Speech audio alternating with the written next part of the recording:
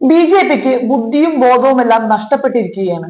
ആരെങ്കിലും തങ്ങളെ എതിർക്കുകയാണെങ്കിൽ അതിനെ വിമർശനമായി കണ്ട് തിരുത്താനുള്ളതാണെങ്കിൽ തിരുത്തുന്നതിന് പകരം ഇങ്ങനെ കയ്യുക കാണിക്കാൻ പോയാൽ കാര്യങ്ങൾ ആകെ കഷ്ടത്തിലാവും. എല്ലാം കയ്യിൽ നിന്നും പോയിട്ട് പിന്നെ പറഞ്ഞിട്ട് കാര്യമുണ്ടാവില്ല. പറഞ്ഞു വരുന്നത് കഴിഞ്ഞ ദിവസം തുഷാർ ഗാന്ധിക്കെതിരെ ബി.ജെ.പി പ്രവർത്തകർ നടത്തിയ തെമ്മാടിത്തരത്തിനെ കുറിച്ചാണ്. ഇതുകൊണ്ടൊന്നും മതിയാവാതെ കഴിഞ്ഞ ദിവസം നെയ്യാറ്റിൻകരയിൽ വെച്ച് പാർട്ടി പ്രവർത്തകർ തടഞ്ഞതിന് പിന്നാലെ തുഷാർ ഗാന്ധിയെ അധിക്ഷേപിച്ച് രംഗത്ത് വന്നിരിക്കുകയാണ് ബി.ജെ.പി. തുഷാർ ഗാന്ധി മാനസിക രോഗിയാണെന്നും തലച്ചോറും നാവും അർബൻ നക്സലൈറ്റുകൾക്കും രാജ്യദ്രോഹികൾക്കും പണയം വെച്ചെന്നുമാണ് ബി.ജെ.പി അധിക്ഷേപിച്ചത്. ബി.ജെ.പി സംസ്ഥാന സെക്രട്ടറി എസ് സുരേഷ് ആണ് ഗാന്ധിജിയുടെ കൊച്ചുമകനെതിരെ രൂക്ഷമായ ഭാഷയിൽ പ്രതികരിച്ചത്. തുഷാർ ഗാന്ധി മഹാത്മാഗാന്ധിയെയും ഗോപിനാഥൻ നായരെയും അപമാനിച്ചുവെന്നാണ് ബി.ജെ.പി ആരോപിക്കുന്നത്. പ്രതിമ അനാച്ഛാദന ചടങ്ങ് മൂന്നാംകിട രാഷ്ട്രീയം പറയാനുള്ള വേദിയാക്കി മാറ്റിയെന്നും തുഷാർ ഗാന്ധിക്കെതിരായ പ്രതിഷേധം സ്വാഭാവികമാണെന്നും എസ് സുരേഷ് കൂട്ടിച്ചേർക്കുകയുണ്ടായി. എന്നാൽ കഴിഞ്ഞ ദിവസം സംഘപരിവാറിനെതിരെ നടത്തിയ പരാമർശത്തിൽ താൻ ഉറച്ചു നിൽക്കുന്നതായി ഇന്നും തുഷാർ ഗാന്ധി വ്യക്തമാക്കുകയുണ്ടായി. ബി.ജെ.പി ആർ.എസ്.എസ് പ്രതിഷേധം തന്നെ ഭയപ്പെടുത്തുന്നില്ലെന്നും ന്യൂനപക്ഷത്തെ സംബന്ധിച്ച് ഇന്ത്യയിലെ അവസ്ഥ വളരെ മോശമാണെന്ന് അദ്ദേഹം പറയുകയുണ്ടായി. ബി.ജെ.പി പടർത്തുന്ന ആശയങ്ങൾക്കെതിരെ ശക്തമായി പോരാടണമെന്നും തുഷാർ ഗാന്ധി ആഹ്വാനം ചെയ്തു. സംഭവത്തിന് പിന്നാലെ കോൺഗ്രസും ബി.ജെ.പിയെ രൂക്ഷമായ ഭാഷയിലാണ് വിമർശിക്കുന്നത്.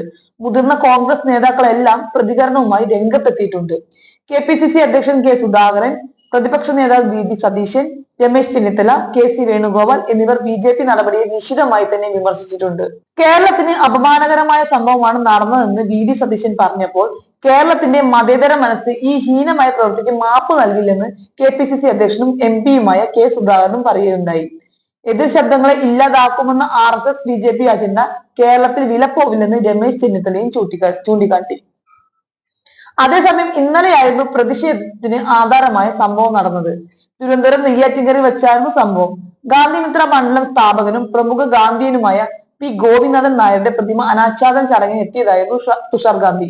ഇവിടെ വെച്ചായിരുന്നു ബി.ജെ.പി ആർ.എസ്.എസ് പ്രവർത്തകർ ചേർന്ന് അദ്ദേഹത്തെ തടഞ്ഞത്. രാജ്യത്തിന്റെ ആത്മാവിന് ക്യാൻസർ ബാധിച്ചുവെന്നും സംഘപരിവാർ ആണ് ക്യാൻസർ പടർത്തുന്നതെന്നുമാണ് തുഷാർ ഗാന്ധി പ്രസംഗിച്ചത്. ഇതാണ് ബി.ജെ.പി നേതാക്കളെ പ്രകോപിപ്പിച്ചത്. ഈ പ്രസ്താവന പിൻവലിക്കണം എന്നാവശ്യപ്പെട്ടായിരുന്നു പ്രതിഷേധം. എന്നാൽ ആർ.എസ്.എസ് മുർദാബാദ്, ഗാന്ധിജി സിന്ദാബാദ് എന്നീ മുദ്രാവാക്യങ്ങൾ മുഴക്കിയ തുഷാർ ഗാന്ധി പ്രതിഷേധം വകവയ്ക്കാതെ കടന്നു പോകുകയായിരുന്നു. ബി.ജെ.പിയുടെ കാടത്തരം ഒന്നുകൂടി വെളിവാക്കിയ പ്രവൃത്തിയാണ് ഇവിടെ കണ്ടത്. ഒടുവിൽ തോളോട് തോൾ ചേർന്ന് നടന്ന കോൺഗ്രസുകാർ കൂടി മറുകണ്ഠം ചാടിയപ്പോൾ വല്ലാത്ത പരിങ്ങലിലായിട്ടുണ്ട് ബി.ജെ.പിയുടെ കാര്യങ്ങൾ. ഇപ്പോഴെങ്കിലും കോൺഗ്രസുകാർക്ക് ആട്ടിൻ തോലണിഞ്ഞ ഈ ചെന്നായ്ക്കളെ മനസ്സിലായെന്ന് കരുതുന്നു.